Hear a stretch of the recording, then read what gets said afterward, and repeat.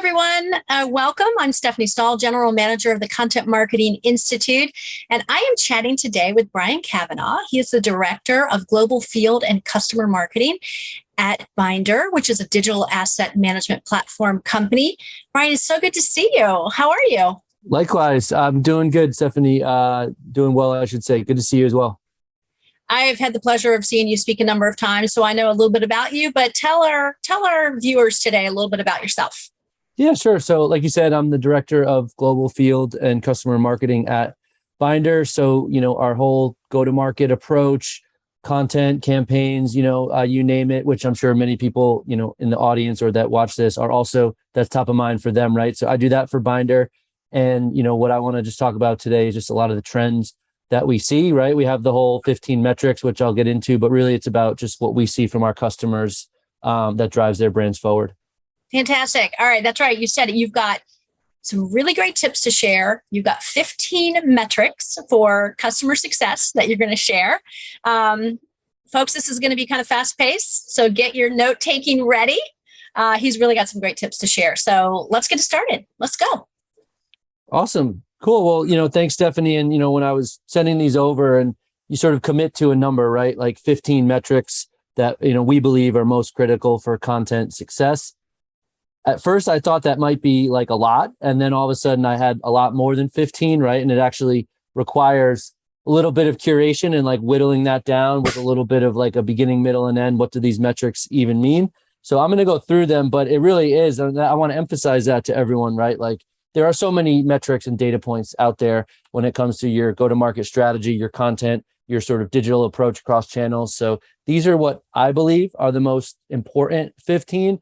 And they run the sort of the spectrum across what we call the creative content lifecycle: create, manage, and distribute. And that's how we think of them. I'm going to start with create, go through manage, distribute, and then of course some costs and ROI.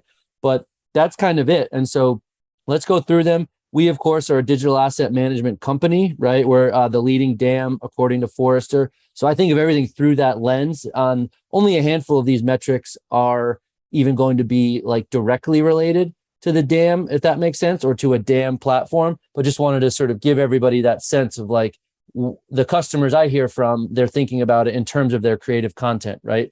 And that inspires everything from what we talk about. So let's go through it. I'm not going to tally them all 1 through 15. I have my list here. I'm going to mention all 15, right? So let's start. And like I said, it is a progression. So starting off, there's a handful of metrics that I think are super critical when it comes to the create stage, or the sort of ideation that leads into the production of content itself. So a natural place to start would be a metric around creative requests received and fulfilled. And that is simply because, believe it or not, a lot of organizations are not even tracking that, and they don't even know within a given time period how many creative requests they are receiving or how many they're able to fulfill. And what is that doing in terms of their resources, putting a strain on their creative teams, and so on. And a couple other metrics are related to that exact process, or the sort of kicking off of content creation would be creative projects completed. So again, that's kind of related, right? A creative project is a little bit more broad in scope than a creative request, but it's the same idea. Does anyone even have a sense of, within a quarter, let's say, how many creative projects you're completing? And is it at all what you expected? We have some customers that come to us and they're fulfilling double the amount of creative requests that they even thought they were capable of. Now, good for them, but I don't think they're getting overtime pay. So it's like literally they're just cramming all those requests in, and they're doing a lot more than even they should, because the demands on content teams are so intense right now. So like I said, you got creative requests, you've got creative projects fulfilled, and then a couple other ones around that exact stage would be around time. So time to market, or another fourth one would be hours. How many hours does it take to complete that exact request? Even if the request is as simple as, hey, can you send me the web ready version of this image? That in and of itself is a request that can be logged. And of course, if you have a DAM, it may not even need to be a request, but time is a crucial element in that exact create stage of how long is it even taking to get these things done, to get on to the next one, and to complete campaigns on time. Okay, so that is the create stage, right? And again, a lot of it is about adding tracking to areas of the business that likely don't have much tracking themselves, right? Ideally, it's done in some sort of workflow tool, but to be honest, I see customers track it even more manually, or maybe they start using a ticketing system or even more of a basic counter that logs that request every time before they, maybe evolve or sort of upgrade to a proper creative workflow type platform. But again, it's so crucial to have metrics around that create stage, because a lot of organizations don't. So then let's move to more of the managed stage, right? And that's where like the managing of digital assets come in, and where some of these metrics you can track that are traditionally associated with DAM come in. That can be so important, right? And a couple that I'll just fire off in succession would be, number of users and number of assets that are on your given platform. That's your system of record for your content. And that very simply is just two easy metrics that should track growth over time and growth in line with whatever it is you are doing with your content. For example, if you have, made a big investment in hiring over the last 2 years, and now you have 20% more in creative, brand, marketing, sales, what have you, so too should your user count increase, and those should be active logins. There's another metric for you that are in wherever your assets are living, right? And the asset metric that I mentioned is sort of, there's two ways to look at that when it comes to the actual meaning of it, right? One is you want to see that grow over time and grow commensurately with the campaigns and product launches and everything that you're doing. But also you want that initial sort of volume or tally of it to mean something. And what I mean by that is, when we see our customers finally commit to effectively managing their content and finding that, system of record, they go from literally like no idea of how many assets they have. And perhaps it's like a sort of blank number, or it's a big question mark, right? And then all of a sudden it's like 10,000 overnight. And a lot of those were previously either sort of existed in some silo of the business, or most people had literally no idea they even existed, right? So that can be a powerful metric, is like, where'd you go from, right? That question mark to how many, let's say 10,000 for an even number. And then where'd you grow it from 10,000 every 6 months or every 12 months? And then a couple other metrics that I would say are super important when it relates specifically to the management of content is views and downloads. Seems simple enough, right? But a lot of organizations aren't even there yet. And what you end up doing is you map that to the users, which I mentioned just now. And so a good example is like, let's say you have a dealer network, if your product is sold via dealers, of 1,000 dealers, okay? Do you have 1,000 logins from each dealer at least a handful of times each year? If not, what are those dealers doing, right? They literally are telling you via these metrics, we never accessed all of the latest product material. And so that's an easy, actionable thing to then go to those dealers and ask them, what's going on. And it protects you from getting accused by them of not giving them enough resources, right? So the views and the downloads should match up with the users and the logins. And all of that is sort of a metric-driven approach to your content management and your user community. So then we bring ourselves to distribute, right? So I've just rattled off 10 or so. We'll get to the last 5, and I may even throw in a couple bonus ones if time allows. And so on that distribute side, we're going to go with the following things, right? One would be website performance. Now, that's not a metric unto itself. That's a whole category of metrics, right? But let's just say, for the sake of this, it's page load speed, mobile responsiveness, and then SEO ranking. So that's 3 right there that are probably that your creative content can have a direct impact on. And we see a lot of organizations just sort of, not that they don't think that they're important, but they just haven't really thought of it in this way of if they could optimize the delivery of their assets to their website, to their mobile applications, or in their emails on their marketing automation platforms, how much benefit there actually is to be had, right? And there's so much data out there on, well, if you can, decrease your page load speed, what that means for conversions and clicks, and if you're e-commerce, then actual sales. And then same goes for SEO rankings. That's somewhat obvious, right? Like if you're a hotel and you have locations in Chicago, then someone Googles Hotel Chicago, they're going to go with whatever one pops up first and loads fastest. And then the same goes for mobile responsiveness, right? Given the way that people primarily do transactions now on their mobile phone. And then a couple other metrics that are specific to the distribution and digital side are number of API calls that you can track for your content, as well as number of transformations.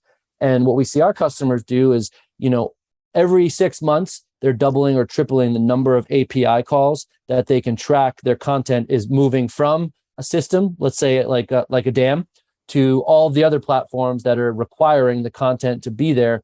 And what that means is they're guaranteeing that it's flowing automatically. Every API call is just another asset being delivered with zero human touch and zero human resources required, right? So if you can scale that up, that's super significant. Then the other one that kind of goes hand in hand with that, like I said, is transformations. And so what transformations means, and we could do a whole session just on this if we wanted, but we'll skip that for now. Again, that's probably, podcast for another day. Transformations is simply, does the device and or platform that the user is on, does it tell you exactly the dimensions that the asset should get delivered on? And does it transform it on the fly so that it's kind of like picture perfect?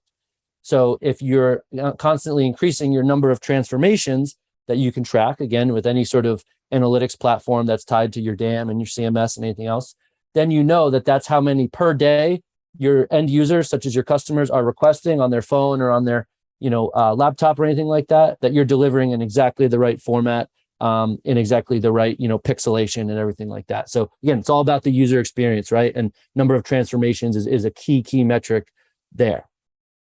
Let me take a breath for just a second, and then we'll get to the last couple, which are all around costs. So cost has, any number of areas we could take this in, right? And so I want everyone to think of it in a couple ways. And it also sort of does follow what I called that creative content lifecycle, right? There are costs at the create stage, costs at the management stage, and then costs at the distribution stage.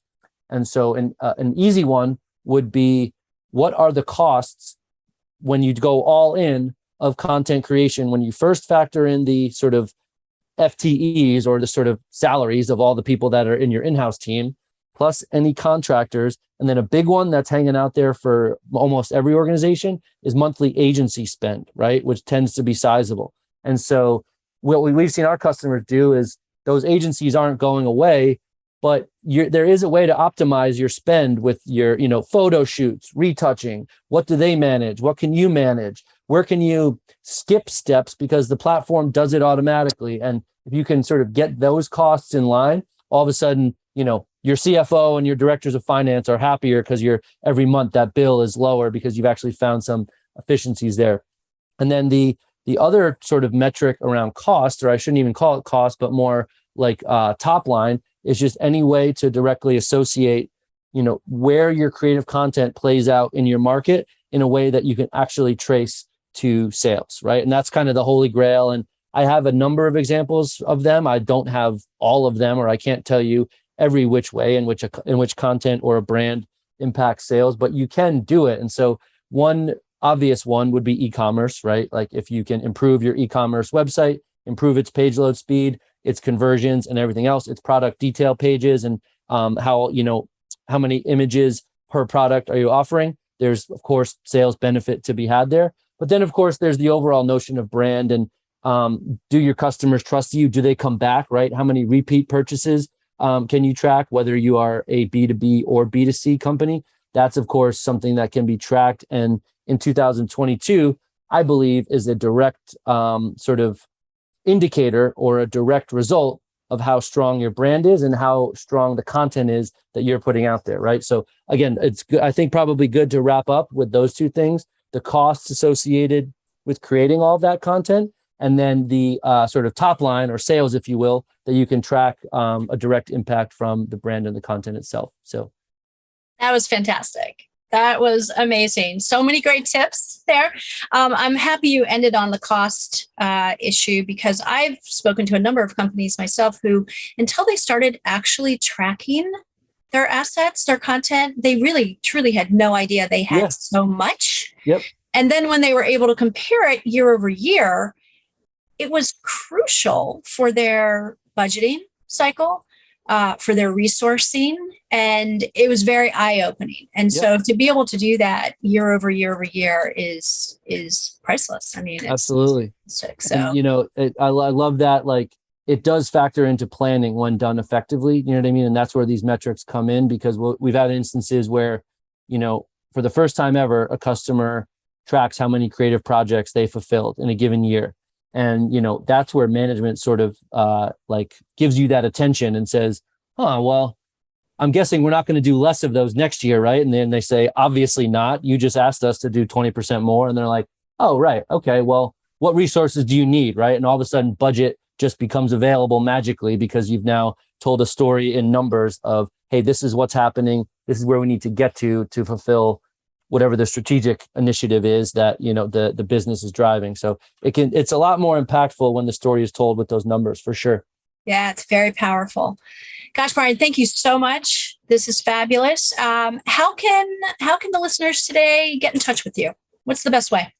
Yeah, I would say, we are on LinkedIn. You don't have to go very far to see us promoting, our latest webinar or white paper or anything like that, or, video interviews that we do like this. And then on our website, there's all sorts of resources, but we also do have a live chat that is actively sort of managed by our team. So if it's in the US, it's our team in Boston and San Carlos. And then if it's in Amsterdam, our team in Amsterdam. But that's kind of cool because you can talk to a person, you know what I mean? And say, oh, I'm this kind of brand, or I'm this role, can you help me out navigating some of this stuff? And, our team's happy to help. So that's kind of a cool element to engaging with us that I would encourage, anybody to do.